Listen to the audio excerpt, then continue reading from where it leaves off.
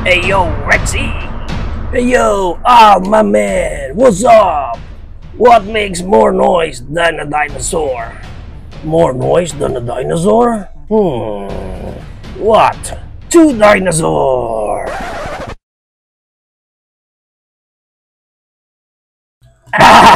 Two dinosaurs! It's you and me, Rexy! Two dinosaurs! And here's the toy that we're going to review for today. This is the Hammond Collection Allosaurus. And as you can see here, na may window na dyan sa kanyang packaging. Kita natin agad ang ating dinosaur fig. And at the back, ang ating obligatory product shot na makikita mo pa yung mga features na dyan and yung other figures na kasama niya sa kanyang line. At the side, may bangas lang yung ating box. And yung profile pic ng ating Allosaurus, Battle at Big Rock. And on the other side, logo lang ng Hammond Collection. On top, agandang design ng box ng Hammond Collection. And at the bottom, barcodes and stuff. Pag na-unbox natin dito yung ating Allosaurus, nandito pa siya na nakatali pa na may half clamshell and may backdraft ng orange jungle. So right now, i-untie na natin yan. And as you can see here, nakadalawang piraso pa yung ating pinaka-figure dito. And ikakabit muna natin yung kanyang tail. Meron naman siyang peg doon. Susundan nyo lang yung peg hole niya doon. Kasi meron siyang parang shape na dapat nyong sundan doon sa loob. And once na na-snap na natin yan.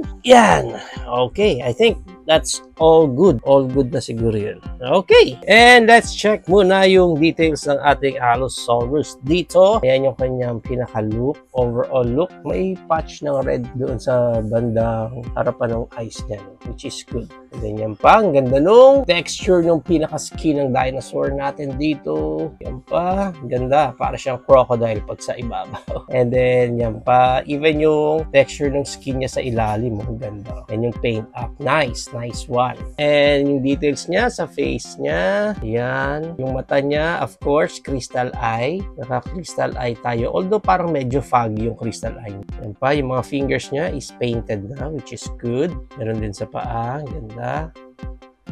Okay, yan. Ayan pa itsura niya sa harap. Yan.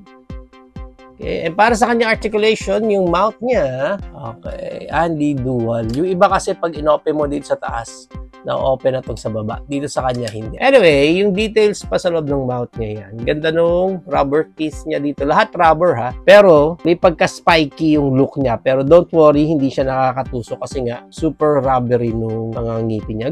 Ganda nung details ng ngipin niya. At although yung tongue and yung gums niya, iisang color na lang. Hindi na nila iniba yung kulay. So, yan. Hanggang ganyan yung pinaka-open ng mouth. And next articulation niya is dito sa middle portion na nung neck niya wherein pwede mong mataas ng ganyan, mababa ng ganyan. And of course, may konting tiltage siya left and right niyan. Hindi siya naro-rotate 360. May tiltage lang, which is good na rin. After niyan, yung articulation naman dito sa lower neck niya, may up na ganyan and baba ng ganyan. Maayos-ayos yung articulation niya sa neck niya. And yung neck niya dyan is pwedeng ma-rotate na yan, ganyan. After nyan, dito na sa kanyang kamay, meron siyang creed moment. Pwede siyang mag-arms wide open ng ganyan. I'm a little butterfly. And then, of course, na-rotate niya ang shoulder niya na yan. Na-fold yung kanyang elbow bent. And ganyan yung pinaka-straight ng elbow niya. And again, na-rotate yan.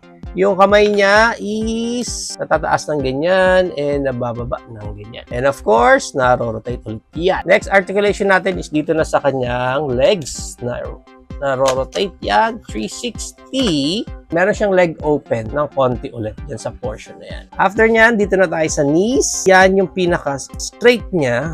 Tigas na naman. Yan yung pinaka-fold. Yung straight, parang may sumasabit na naman na rubber plastic sa atin dito. Yan. So, ganyan ang pinaka-straight nung legs niya. Ganyan. Fold is ganyan. So, parang konti lang pagdating dito sa port. Anyway, na-rotate din naman yung knees niya dyan. Na-rotate yan. After dyan, dito sa taas ng paa niya, may articulation tayo dyan. Pwede ma-fold.